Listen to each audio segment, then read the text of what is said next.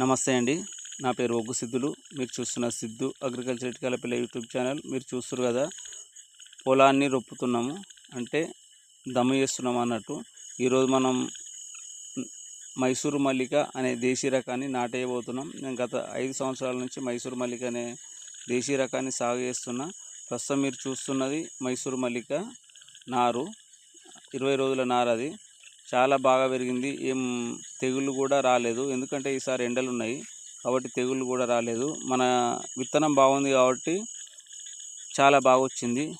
వేరే రైతులై ఒక 2-3 సార్లు పోసినా కూడా నారు చనిపోయిన సందర్భాలు మా ఊర్లో నేను చూసిన. ప్రస్తుతం అయితే మనదైతే చాలా బాగున్నది, ఎందుకంటే మనం విత్తన శుద్ధి చేస్తాం కాబట్టి, మళ్ళీ అందులో ప్రకృతి వ్యవసాయం చేస్తున్నాం కాబట్టి ఆ సమస్య అయితే మనకి ఎప్పుడు రాలేదు. ప్రస్తుతం కూడా నారు చాలా ఆరోగ్యంగా ఉన్నది. ప్రస్తుతం 20 రోజుల నారునైతే నాటేస్తున్నాము. చుట్టుపక్కల రైతులు వర్షం కోసం ఎదురు చూస్తుర్రు. మనకు ఆ సమస్య అయితే ఏం లేదు, ఎందుకంటే ప్రకృతి వ్యవసాయంలో నీటిని చాలా తక్కువ తీసుకుంటుంది. మనకైతే ఎక్కువ నీళ్ళు కూడా మన బోరు కూడా పెద్ద వేయం పోయేది.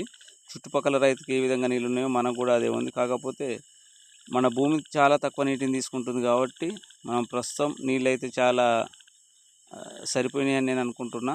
ఈరోజు మీరు చూస్తున్నారు కదా, ప్రస్తుతం అయితే మైసూరు మల్లిక అనే దేశీ రకాన్ని నాటేస్తున్నాము.